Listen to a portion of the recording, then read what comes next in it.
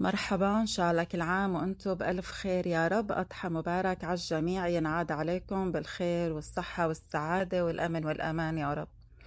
أكلتنا أول يوم العيد كانت كبسة لحم.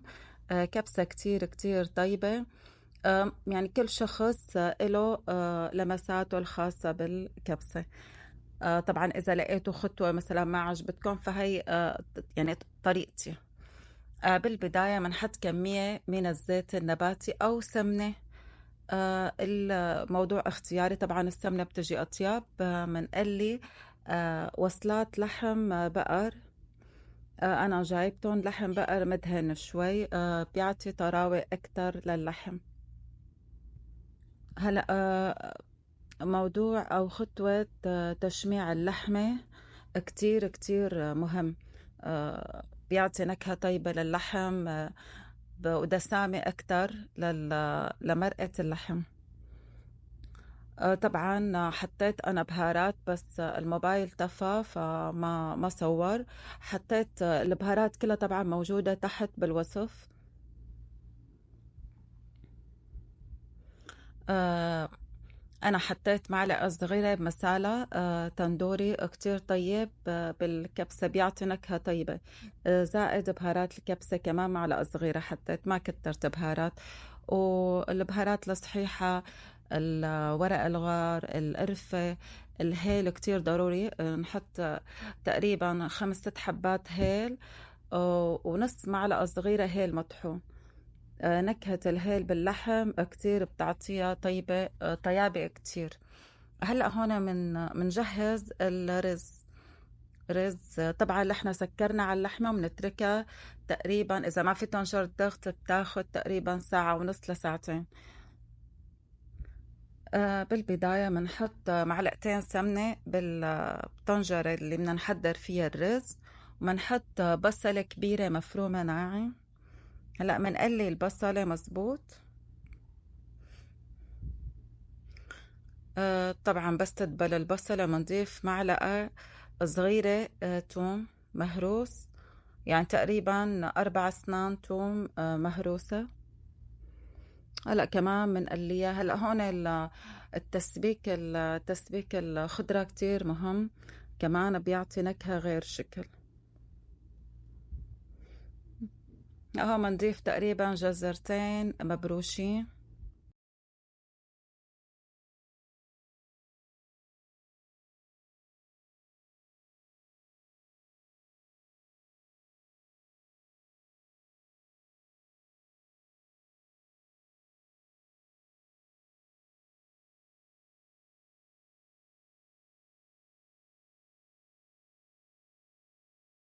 هلا منضيف الفليفلة كمان مسبكة.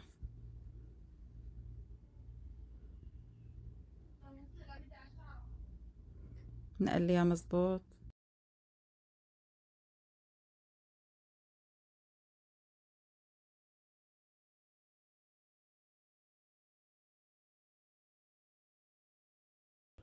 في عنا تقريبا 3 حبات بندورة مقشرة ومقطعة ناعم تمام نضيفها.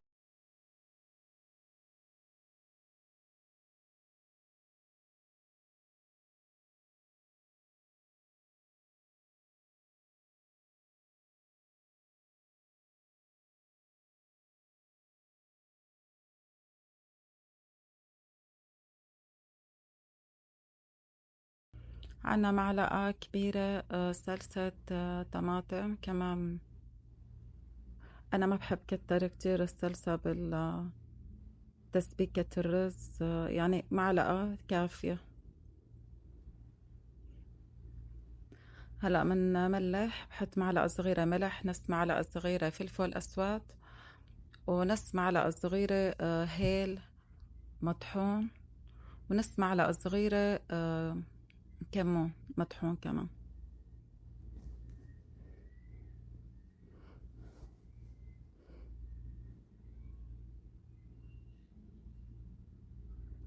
بتحبوا تضيفوا كمان بهارات الكبسة، بس أنا ما ضفتها. حطيت كمان نص معلقة أو معلقة صغيرة زنجبيل مطحون. هلأ هون بنضيف تقريبا نص كوب زبيب أبيض، كمان منشوحه مع الخضرة. هلأ هون اللحمة طبعا استوت. شوفوا أنا حطيت قشر طبعا غسلت البطيخ الأصفر وحطيت القشر الشمام. القشر كتير بيساعد على استواء اللحم. هلأ منضيف مرقة اللحمة. تقريبا كل كاسة رز كبسة بتاخد كاسة وربع مرقة اللحم.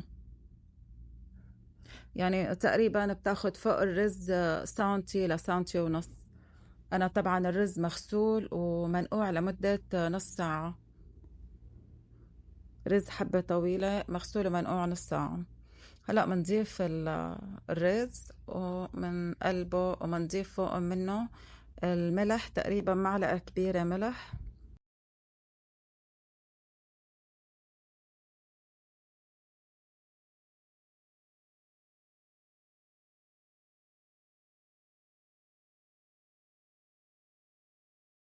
هلأ منتركه لحتى تنشف المي، مية الرز، وبعدها منهدي تحته ومنغلفه بالقصدير ومنغطي عليه ومنتركه نص ساعة لحتى يستوي مزبوط وتتفلفل الرزة.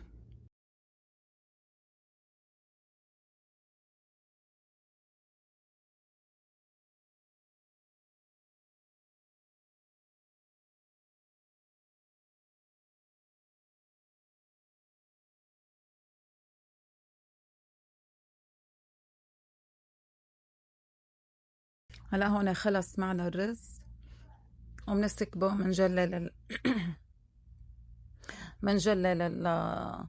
الرز باللحمة، ومنزينها بالمكسرات اللي بترغبوها، بالزبيب، بالشي اللي انتو بتحبوه.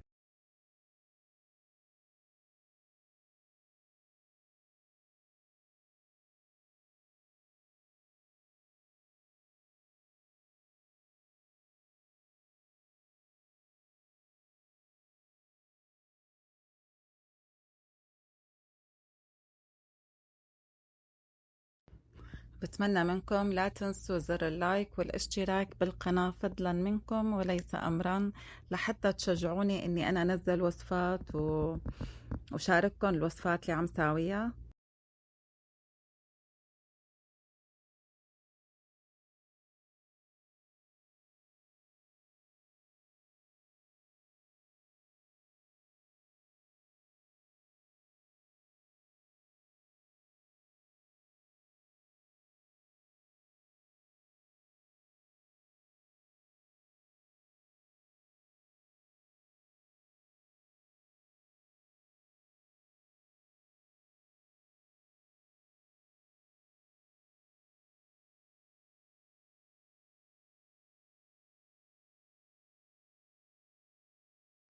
هلأ لنعمل الصوص يلي بتقدم قدام الكبسة بنحتاج 4 حبات بندورة، وأربع فص توم، وطبعا بمحضرة الطعام.